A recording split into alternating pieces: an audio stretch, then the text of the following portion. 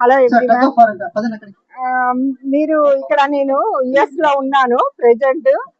ఇక్కడ మన ఇండియన్స్ అందరూ, మన తెలుగు వాళ్ళు, మన పద్మశాలి ఓన్లీ ఇక్కడ అందరూ మన ఒక్క ఫ్యామిలీగా జాయిన్ అయ్యి అన్ని విషయాలు చర్చించుకుంటున్నారు. కొన్ని ముఖ్యమైన విషయాలు చెప్తారు.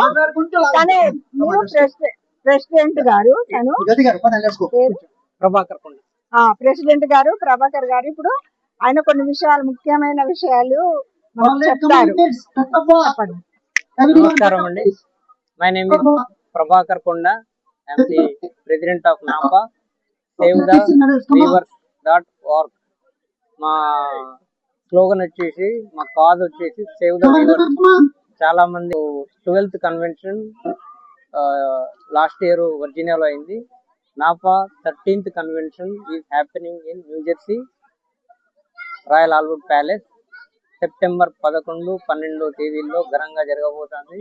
ఈ సందర్భంగా మా నాపా బంధుమిత్రులందరికీ ఇదే మా ఆహ్వానం. మా నీరజ గారికి కూడా ఇంకొకటి అఫీషియల్ గా ఇన్విటేషన్, మీరు కూడా అటెండ్ కావాలి. Okay, thank you very much. ఇంకొకటి వన్ మోర్ క్వశ్చన్. ఇప్పుడు మన ఇండియాలో ఉన్న స్టూడెంట్స్ కి ఏంటంటే కొందరు పిచ్చి, అంటే నేను అమెరికా వెళ్ళాలని వాళ్ళకి బాగుంటది, వాళ్ళు ఎలా రావచ్చు, ఎలా అప్రూవ్ అవ్వచ్చు, మళ్ళీ ఇంకా ఇక్కడికి వస్తే ఎన్ని ప్రాబ్లమ్స్ ఉన్నాయి అవన్నీ మీరు చెప్తారా? వాళ్ళు ఎలా అయినా వస్తున్నారు. మన ఇండియన్ స్టూడెంట్స్ కి ఇప్పటికీ జాబులు లేక చాలా మంది సఫర్ అవుతున్నారు. వాళ్ళ గురించి మీరు ఏమన్నా హెల్ప్ చేస్తున్నారా? అది చెప్పండి. చాలా మంది స్టూడెంట్స్ వస్తున్నారు, ఇండియా నుంచి వస్తున్నారు. ఇక్కడ ఉన్న వాళ్ళు కూడా చాలా మంది ఉన్నారు. అయితే ఇంతకు ముందుకి ఇప్పటికి తేడా ఏంటంటే, అఫోర్డబుల్, మీరు ఇక్కడికి వచ్చి అఫోర్డ్ చేసుకుంటా, ఎక్స్పెన్సెస్ కానీ మీకు చదువుకయ్యే ఖర్చులు అఫోర్డ్ చేసుకుంటా అంటేనే రావాలి ఇక్కడికి ఇప్పుడున్న పరిస్థితులలో. ఇంతకు ముందు అంటే వచ్చి కొన్ని జాబ్స్ చేసేవాళ్ళు, బట్ ఇప్పుడు ఆ పరిస్థితి లేదు. సో మీకు బ్యాక్ ఇండియాలో ఫైనాన్షియల్ సపోర్ట్ ఉంటేనే ఇక్కడికి వచ్చి మీరు చదువుకోండి.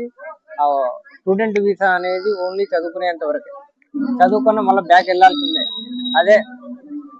అదొకటి. ఇక్కడ ఉన్న వాళ్ళకి చాలా మందికి వాళ్ళ ఎడ్యుకేషన్ అయిపోయిన తర్వాత ఓపీటీ మీద ఉంటారు. ఓపీటీ మీద ఉన్న వాళ్ళకి చాలా మందికి మేము అవేర్నెస్ ఇస్తున్నాము. ఎక్కడైతే జాబ్ ఓపెనింగ్స్ ఉన్నాయో, ఏదైనా కంపెనీలలో ఉంటే రెఫరెన్సెస్ కూడా ఇవ్వడం జరుగుతున్నది. కొన్ని వాలంటరీ ఆర్గనైజేషన్స్ కి వాళ్ళు ఏదైనా సపోర్ట్ చేసినా కానీ వాలంటరీ సర్టిఫికేట్ కూడా ఇవ్వడం జరుగుతుంది. ఇంటర్న్షిప్, అన్పేడ్ ఇంటర్న్షిప్ కూడా చేయొచ్చు. తర్వాత ఎలాంటి పార్ట్ టైం జాబ్స్ చేయకుండా కెరియర్ మీద ఫోకస్ చేస్తూ వచ్చే అడ్వాన్స్డ్ ఏఐ టెక్నిక్స్ కానీ ఏఐ టెక్నాలజీ నేర్చుకొని మీరు జాబ్స్ కోసం అప్లై చేస్తూనే ఉండాలి. లింక్డ్ఇన్ ప్రొఫైల్స్ అన్ని క్రియేట్ చేసుకొని ఏఐ టెక్నాలజీ అప్గ్రేడ్ చేసుకొని చేస్తూ ఉండాలి. మీకు ఏదైనా కెరియర్ గైడెన్స్, కెరియర్ అవేర్నెస్ ఉంటే మా నాపాలో నాపా యూఎస్ఏ జాబ్ గ్రూప్ ఉంది.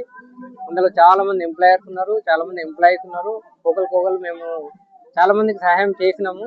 నేను చేసిన సహాయం బయటికి రావట్లేదు, బట్ చాలా మంది ఏదో రకంగా స్టూడెంట్స్ అయితే లబ్ధి పొందుతున్నారు.